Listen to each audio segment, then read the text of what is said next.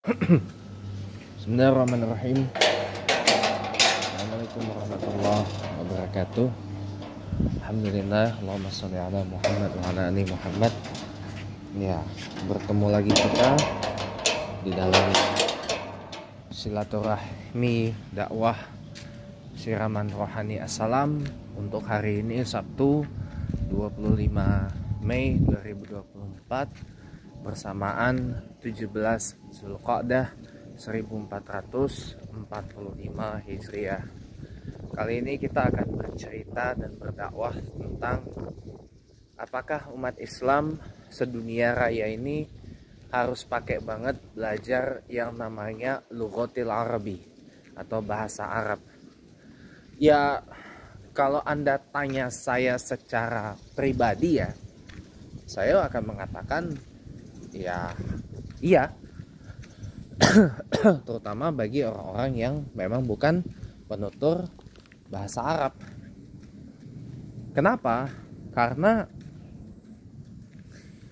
bahasa Arab itu kan bahasa yang dipilih oleh Allah Subhanahu wa taala sebagai bahasa yang digunakan untuk penyampaian firman-firmannya yang kemudian kita kenal dengan Al-Qur'anul Karim. Firman-firman Allah yang ditulis ulang setelah disampaikan kepada Nabiullah Muhammad SAW melalui perantara malaikat Jibril, lalu ditulis oleh sektrinya, lalu kemudian dibukukan, dimushafkan pada masa Utsman bin Affan,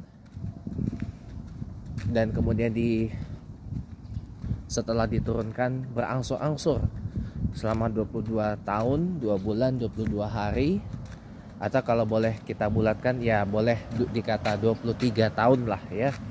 Nah, bahasa Arab itu memang dipilih oleh Allah. Kenapa? Karena bahasa Arab itu mengandung banyak makna. Bahasa Arab itu adalah bahasa yang hidup, dan bahasa Arab ini adalah bahasa yang kaya akan kesusastraan, dan bahasa Arab ini adalah bahasa yang memiliki 1001 makna. Jangankan kita bicara satu kalimat, satu kata atau satu huruf saja dalam bahasa Arab itu sudah memiliki ribuan makna dan ribuan arti, saudara. Nah, dan Allah Subhanahu wa taala mengutus Nabiullah Muhammad sallallahu alaihi wasallam dilahirkan di jazirah Arab, dilahirkan di tanah Arab, di peninsula Arab, di semenanjung Arab. Bahasanya juga bahasa Arab, berbahasanya pun bahasa Arab. Jadi Nabi Muhammad itu menyampaikan sabda-sabdanya yang kemudian diriwayatkan dalam banyak hadis, itu pun juga dalam bahasa Arab. Kemudian para ulama-ulama salaf juga menulis banyak kitab yang kebanyakan itu mengutip dari apa yang disampaikan oleh Nabiullah Muhammad SAW, dan juga dikutip juga dari Al-Qur'anul Karim. Itu pun juga lebih banyak ditulis di dalam dengan bahasa Arab. Nah, jadi saudara sekalian,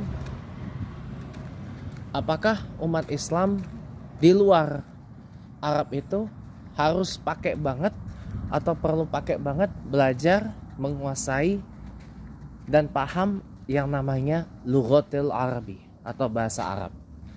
Kalau Anda tanya saya pribadi, saya akan jawab iya. Tapi kalau Anda tanya kepada orang Islam lain, ya wallahu alam, jawabannya akan bervariasi.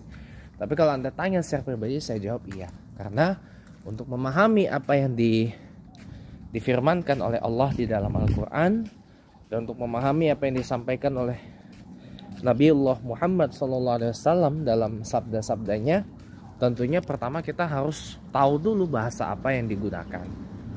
Begitu kita tahu, begitu kita paham, begitu kita menguasai bahasa yang digunakan, nanti dengan sendirinya kita akan ngerti, oh maksud ayat ini begini, oh maksud ayat itu begitu dalam Quran, oh maksudnya hadis ya Rasulullah bersabda ini begini, agar kita tidak terjebak dalam pengertian tunggal atau pengertian secara tekstual berdasarkan apa yang dimuat di terjemahan.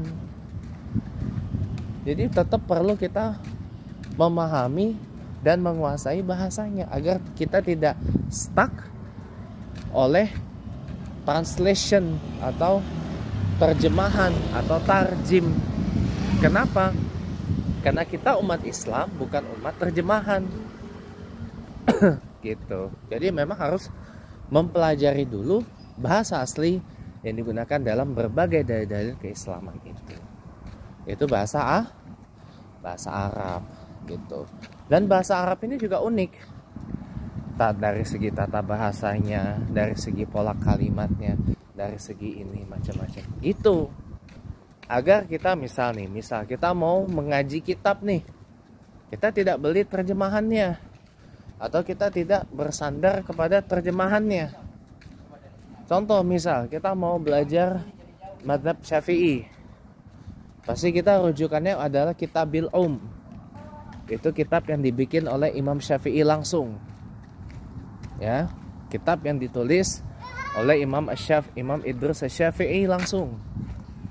Itu kitab besar, kitab fikih. Nah, orang kan kebanyakan, oh kenapa Pak kita ngikut mazhab Syafi'i tidak boleh langsung belajar Kitabil Wah ini orang syubhat nih, wah ini orang beginilah, begitulah. Bukan begitu maksudnya. Kita belajar dari kitab yang kecil dulu.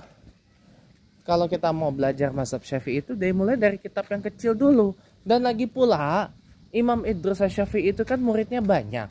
Dan kitab-kitab yang membahas tentang mazhab Syafi'i itu kan bukan cuma Kitabil Di kitab kecilnya ada kitab Safinatun Najah, ada Kitabul Maqasid, ada Bulughul Maram dan sebagainya. Gitu. Jadi mengkaji Kitabil itu harus hati-hati.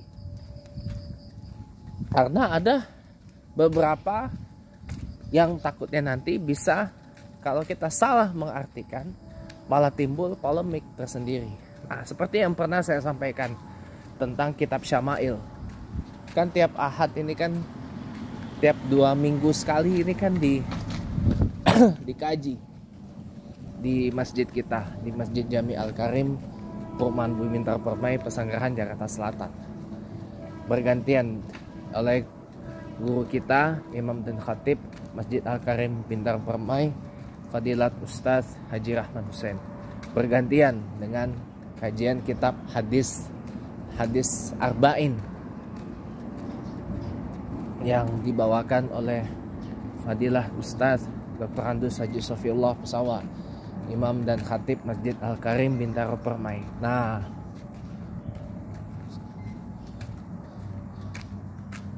saya waktu itu bilang mengkaji kitab Syama'il itu juga harus hati-hati agar kita tidak terjebak di dalam terjemahannya.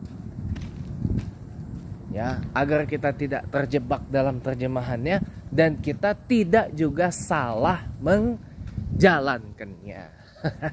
Itu maksud saya.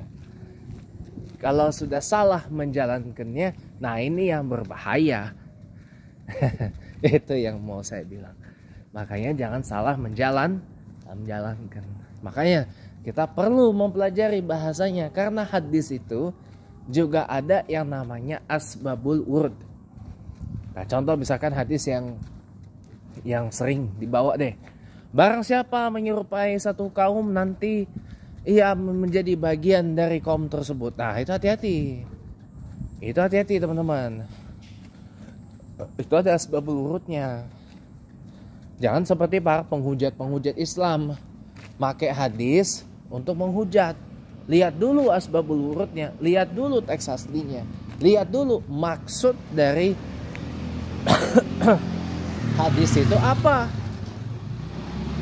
Karena di dalam ilmu mengkaji dalil keislaman itu ada ilmu balaghah, ada ilmu mantiq, ada ilmu nahwu sharaf, ada fi'il, ada macam-macam, banyak lah pokoknya.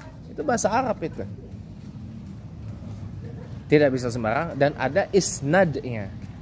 Ada sanadnya.